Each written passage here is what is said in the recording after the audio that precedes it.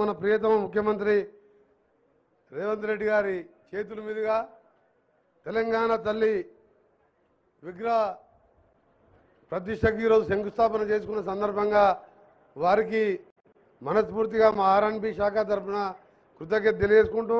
ఒక మంచి ప్లేస్లో తెలంగాణ ప్రజలకు మంచి పరిపాలన అందించే సెక్రటరీ నుంచి ఇక్కడ తెలంగాణ తల్లి విగ్రహం పెట్టడం వారి ఆలోచన విధానానికి మన ముఖ్యమంత్రి గారి ఆలోచన విధానానికి ఇది ఒక నిదర్శనం. అలాగే తెలంగాణ ఇచ్చిన దేవత సోనియా గాంధీ పుట్టినరోజు రోజు ఆ విగ్రహ ప్రతిష్ట చేయాలని చెప్పి వారు నిర్ణయించడం కూడా మరొక శుభవార్త తెలంగాణ ప్రజలకు.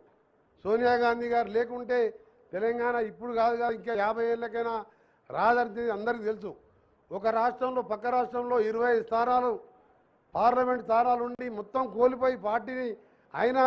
6 దశాబ్దాల కోరిక నెరవేర్చిన సోనియా గాంధీ పుట్టినరోజు దాన్ని ప్రతిష్టాపన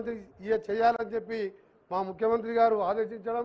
ఆ విధంగా మేము ఆర్ఎండ్బి శాఖ కూడా ఏర్పాటు చేసుకొని ముందుకు పోతున్నాం. తెలంగాణ ప్రజలందరూ రేవంత్ రెడ్డి గారి నాయకత్వంలో ఇప్పటికే నిరుద్యోగులు ప్రభుత్వ ఉద్యోగులు ఫిలప్ చేస్తూ నిరుద్యోగులకు స్కిల్ యూనివర్సిటీ కట్టుకుంటూ ఒకవైపు దేశాన్ని ఆ రోజుల్లో ముందుకు తీసుకెళ్లిన పక్కకే రాజీవ్ గాంధీ విగ్రహాన్ని కూడా ఏర్పాటు చేయాలని దాన్ని కూడా మనం అన్ని కార్యక్రమాలు చేసుకున్నాం. ఈ సందర్భంగా తెలంగాణ ప్రజలందరూ కూడా మరొకసారి మా పరిపాలనని మా ముఖ్యమంత్రి గారు మీ మంత్రులం ఎమ్మెల్యేలం అందరం మీకోసం పనిచేస్తామని మరొకసారి తెలంగాణ తల్లిగా ప్రమాణం చేస్తూ మరొకసారి మీ అందరికీ కూడా